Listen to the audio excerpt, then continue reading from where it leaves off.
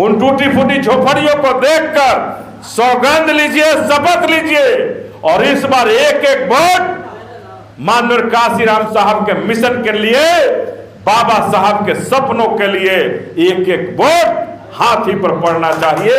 ये अभी से आप तय कर लीजिए कि हमारा वोट हाथी के नाम रहेगा।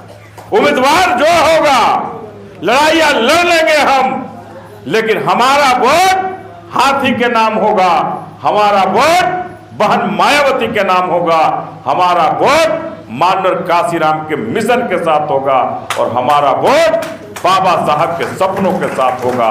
तभी हमारा मुल्क, तभी हमारा बिहार आगे बढ़ेगा और एक तरह की शिक्षा नीति लागू होगी।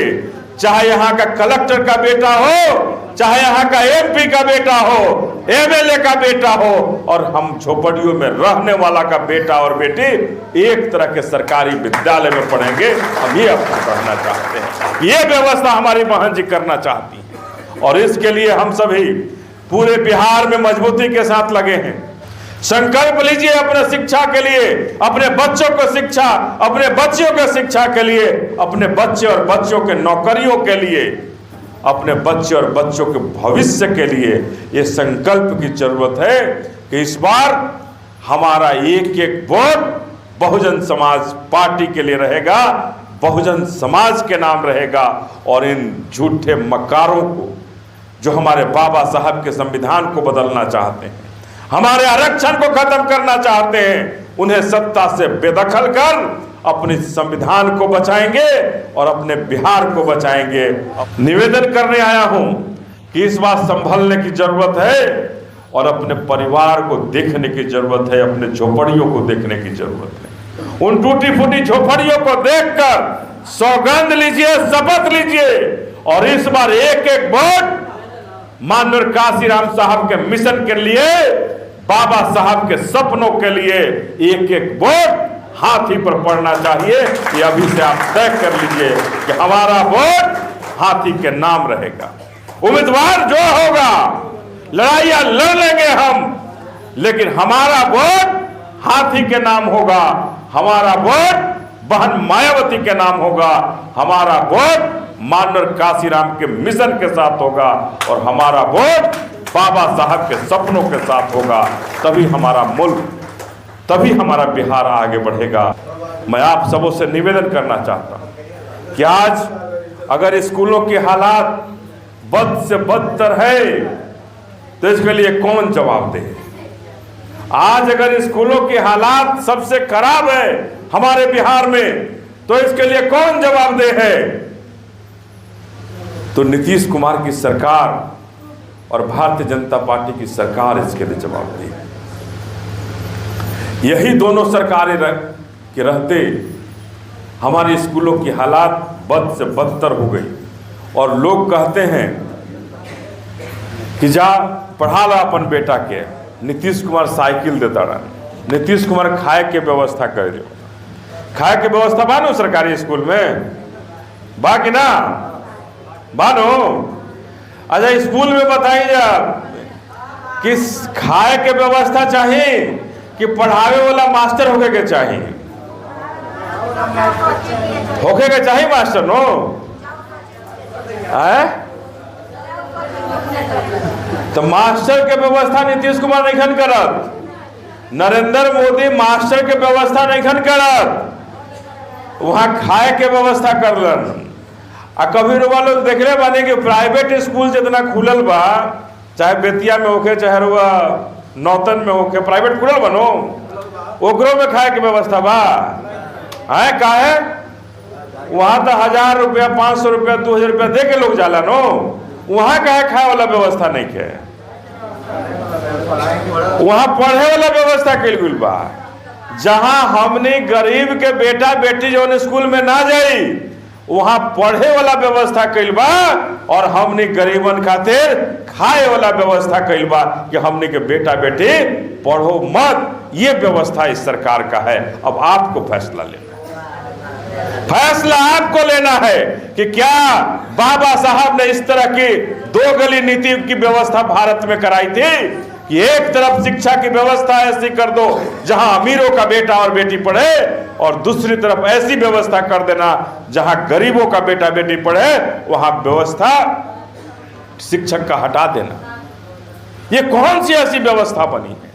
मैं आपको दावे के साथ विश्वास दिलाकर कहना चाहता हूं कि जिस दिन बहन मायावती की सरकार आएगी, जिस दिन बहुजन समाज पार्टी की सरकार बनेगी, ये दो गली नीति खत्म होगी और एक तरह की शिक्षा नीति लागू होगी।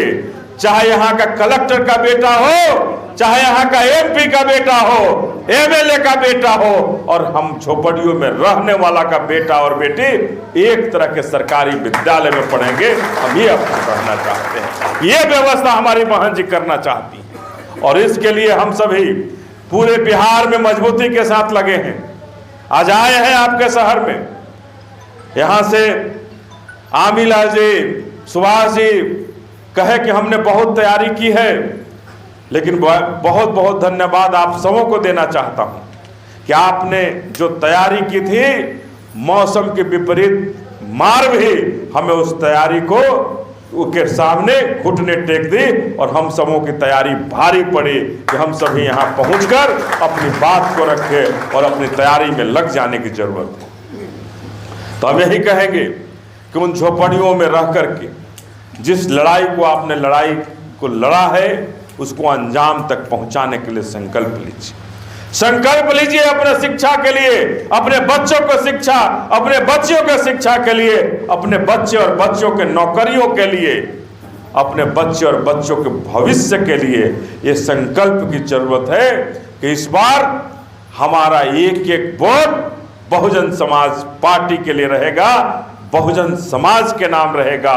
और इन झूठे मकारों को जो हमारे बाबा साहब के संविधान को बदलना चाहते हैं, हमारे आरक्षण को खत्म करना चाहते हैं, उन्हें सत्ता से बेदखल कर अपने संविधान को बचाएंगे और अपने बिहार को बचाएंगे, अपने बेतिया को बचाएंगे।